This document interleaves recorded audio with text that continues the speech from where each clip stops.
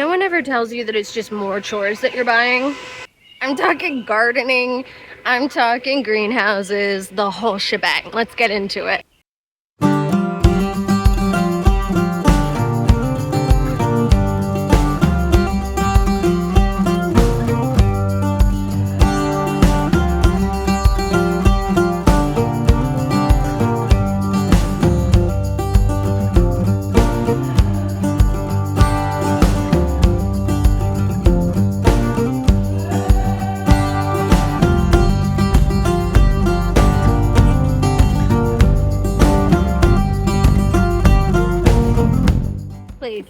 I see you, buddy. How are you? Can you crow again?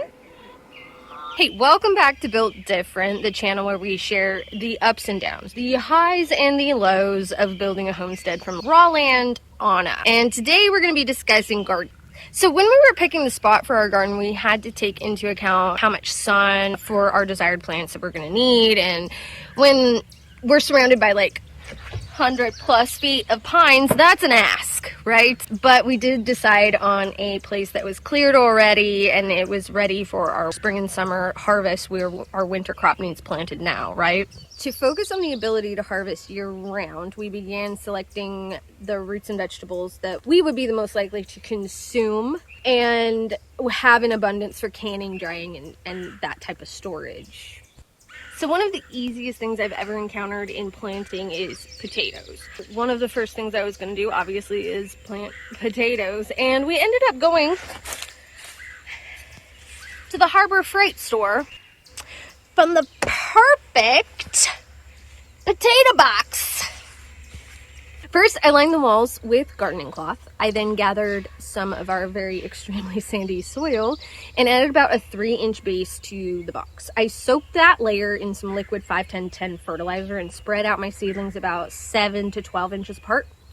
And then I put another 6 inches of soil on top, and then I watered that again with the 5-10-10. Not too much because potatoes don't need it.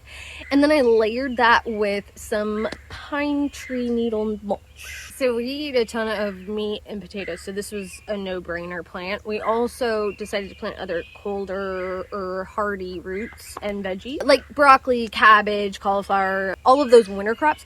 These have been started as seeds and will be housed in my ambitious greenhouse to protect from the elements. Now, I'm sure you're extremely excited to hear about this project that I've undertaken, and I'm here to give the deets. I had looked everywhere for an affordable greenhouse, including Harbor Freight, Amazon, and even building it myself was going to be over $2,000. That's including the baseboarders. So when I found a 14x8 greenhouse on Temu for $500, I wasn't going to pass that up. After everything, I spent about $1,000 and some change, and now I just had to wait for the shipment to arrive. The kit shipped from Georgia and was guaranteed to arrive in 3 to 4 business days, so I didn't really have that long to wait. The kit came in 2 boxes. The first box, by far the heaviest, contained all of the aluminum framing, and the second contained all the polycarbonate paneling. In order to prepare the selected site for the greenhouse, I had to scrape the area with the backhoe since the tractor blew a tire. Sorry, Rich. Meaning I wasn't able to use the box blade. But after a couple passes, we were ready to begin. We had decided to go with a cinder block anchor border. So we pushed the sand around, laid some pea gravel, and then leveled the blocks all the way around. This was by far the most time-consuming aspect of the project, simply because each time I leveled one block, I had to make sure it measured level with blocks next to it and then across from it. And the first side was obviously a learning curve for me since I've never done anything like this. And after the second pass, I have to say, it was a success. Now that we were level, it means the fun gets to start. And by fun, I don't mean any fun at all, because the instructions that came with the kit, well, those instructions were... So once the anchor border is installed, I then just had to work on the framing. Now, this is, of course, where the challenge really began because, like I mentioned before, the instructions were less than ideal. I ended up having to ask Oliver quite a few questions Also, pro tip, if y'all don't know, you can upload pictures to ChatGPT and it will actually help inform you on what's going on. Once I got the framing done, the instructions had me put in the narrow sides first, and I was a little confused by that, but it ended up working out. The wind started picking up and I was thinking it was all gonna come crashing down, but luckily I got the top railing that attaches both ends together, and that came in time for the higher winds.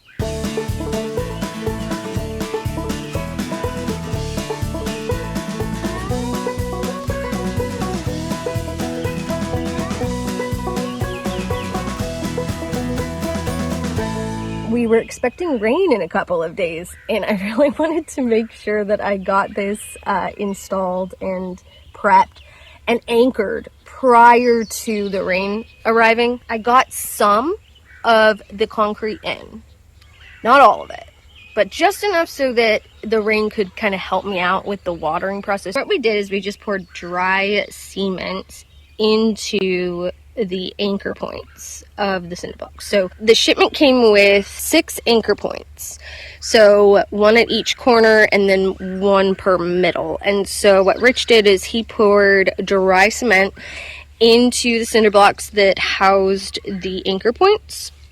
And this is what allowed us to use the rain to assist us with this dry pour. Now, what's really cool is that this came with these pseudo gutters and little spigots, and that is what really assisted us with these corner posts, because as you can tell, this dry pour didn't get hardly any rain. So I'll have to come back out here with some water and get that all done. But what now we're going to do is we're going to fill in every single hole and all of these gaps. Any gaps that we see, we're going to go ahead and fill it in. So it is going to be one solid border. And then I'm going to paint it. And I'm going to paint it white. I'm hoping it doesn't contrast with the black, but I don't care. And then now what I'm going to do is take you for a little tour on the inside.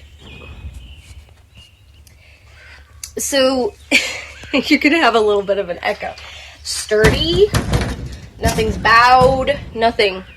So this really did come together very nicely. It has support beams, it's got ventilation.